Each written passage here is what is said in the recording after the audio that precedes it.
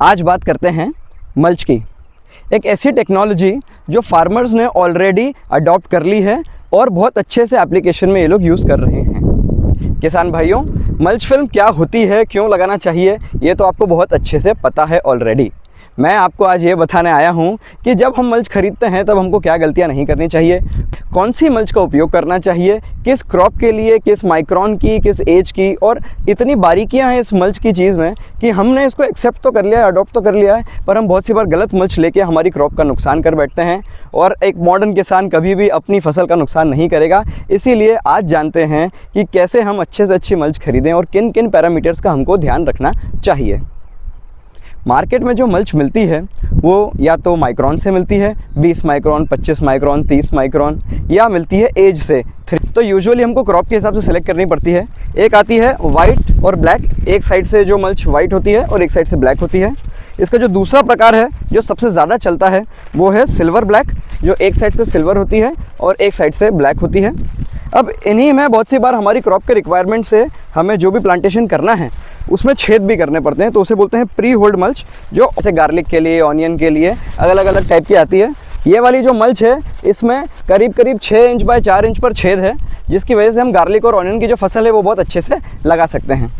तो अब हमें ये जानना है कि हमारी क्रॉप के लिए कौन सी मल्च सही है, किस टाइम के लिए कौन सी मल्च सही है। अगर आप अर्ली क्रॉप प्लान कर रहे हैं ज़्यादा गर्मी में, मई जून के महीने में, तो आप वाइट और ब्लैक प्लान कीजिए ताकि जो गर्मी है वो कम एब्जॉर्ब होगी। अगर आप बारिश के समय लगा रहे हैं या जो एक्चुअल सीज़न है उसमें लगा रहे हैं तो आप सिल्वर ब्लैक पे जाइए। सिल्वर कलर इसलिए इंपॉर्टेंट है क्योंकि उसका जो रिफ्लेक्शन है उससे जो पेस्ट है उनको ऐसा लगता है कि यार ये डायरेक्ट सनलाइट हमारे ऊपर आ रही है, और उस वजह से पेस्ट अटैक भी कम होता है। मल्चिंग आपको सही माइक्रोन लेना बहुत ज़रूरी है, क्योंकि क्या होता है ना कि आपने लगाई टमाटर की फसल और आपने उसमें मल्च लगा दी 3 मंथ्स की, तो 3 महीने बाद तो वो फट जाएगी और आपकी जो फसल है वो चलेगी कम से कम 6 से 8 महीने। तो आपको ये ध्यान रखना है कि कौन सी मल्च कब लगानी है। तो एक बहुत बेसिक सा फॉर्मूला मैं आपको बताता हूँ कि अगर 30 माइक्रोन लेनी है तो 12 मंथ्स वाली ऑलमोस्ट सेम बैठेगी। अगर आपको 25 माइक्रोन लेनी है तो 9 मंथ्स वाली ऑलमोस्ट सेम बैठेगी, और अगर आपको 20 माइक्रोन लेनी है तो 6 मंथ्स वाली परफेक्ट बैठेगी। अब बहुत सी बार हमारी जो क्रॉप है उसकी कॉस्ट रिड्यूस करने के लिए हम लोग थोड़ी सी सस्ती मल्च लेना चाहते हैं, पर सस्ती मल्च लेते हुए हम काफ़ी गलतियाँ कर बैठते हैं। तो मैं आपको ये समझाना चाहता हूँ कि क्या क्या गलतियाँ हमको मल्च लेते समय नहीं करनी है। सबसे पहली गलती जो है वो ये है कि हमें अंडर क्वालिटी मल्च नहीं लेनी है, अच्छी क्वालिटी की, अच्छी कंपनी की मल्च लेनी है। जब हम मल्च लेने जाते हैं मार्केट में तो जो बंडल आता है उसका जो स्टैंडर्ड लेंथ है वो होता है 400 मीटर।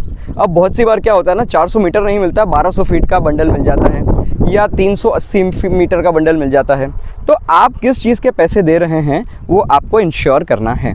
सेकेंडली, आपने कहा कि यार मुझे 30 माइक्रोन की मल्च दे दो, तो पैकेट के ऊपर तो 30 माइक्रोन लिखा हुआ है, पर एक्चुअली वो जो मल्च है वो 25 माइक्रोन ही होती है। अब आपको कैसे पता पड़ेगा कि ये जो मल्च है वो वही है जो आपका दुकानदार कह रहा है। तो आई वुड रिक्वेस्ट कि आप ब्रांडेड मल्च खरीदें, नंबर 1। सेकेंडली, आप जिनसे भी मल्च खरीदते हैं उस दुकानदार से पक्का बिल लीजिए। और फ्रैंकली मुझे लगता है कि हम हमारे फार्म पे ज़्यादा से ज़्यादा उसको खींच के या टेस्ट करके देख लेंगे कि सही है कि नहीं है, बट एक्चुअल माइक्रोन्स हम नहीं देख पाते हैं। तो किसान भाइयों, मैं आपसे यही रिक्वेस्ट करूँगा कि हमें मार्केट में हो रही धोखाधड़ी से बचना है, सही मल्च लेनी है और सही क्रॉप के लिए सही मल्च लेनी है। वो तो right product for the right crop at the right time from the right place. बस यही बात का आपको ध्यान रखना है, क्योंकि अगर हमने गलत मल्च लगा ली किसान भाइयों तो हमारी क्रॉप बिगड़ जाएगी, हमारी कॉस्टिंग बढ़ जाएगी, बाद में लेबर का कॉस्ट बढ़ेगा, निंदाई गुड़ाई का कॉस्ट बढ़ेगा। और एक चीज़ बहुत महत्वपूर्ण है इसमें कि जब क्रॉप ख़त्म होने के बाद हम मल्च शीट हटाते हैं तो वो जो प्लास्टिक है वो हमारे खेतों में नहीं रहना चाहिए। और वो कब नहीं रहेगा? जब हमने अच्छा प्रोडक्ट ख़रीदा है जो प्रॉपर यूवी रेजिस्टेंस है, जिसमें सल्फर की कोटिंग है, ताकि उसका जो अर्क है वो मिट्टी में ना रहे। क्योंकि अगर आपकी सॉइल में प्लास्टिक के टुकड़े रहेंगे तो उसे कोई नहीं हटा सकता है। तो आपको सही प्रोडक्ट लेना है, पैसे बचाने के चक्कर में जो है अपनी क्रॉप को ख़राब नहीं करना है, अपनी मिट्टी को ख़राब नहीं करना है। तो बनिए एक मॉडर्न किसान, सही मल्च चुनिए, सही जगह से चुनिए, क्योंकि अच्छी मल्च लगाने से हमारी पैदावार बढ़ेगी और गलत मल्च लगाने से हमारे खर्चे बढ़ जाएंगे। और अगर खर्चे बढ़ गए तो कृषि जो है उसमें काफ़ी प्रॉब्लम्स ऑलरेडी होने लगी हैं। मैं आशा करता हूं कि आप लोगों को ये वीडियो पसंद आया, और ऐसे ही और वीडियोस देखने के लिए आप मुझे प्रेरित करते रहें। कमेंट बॉक्स में लिखें कि आपको किन टॉपिक्स पे वीडियो की ज़रूरत है, मैं उस पर बनाऊंगा। मेरे चैनल को सब्सक्राइब करें ताकि आगे आने वाले वीडियो से आप वंचित ना रहें और मैं आपको अच्छी नॉलेज पहुंचाता रहूं। बहुत बहुत धन्यवाद।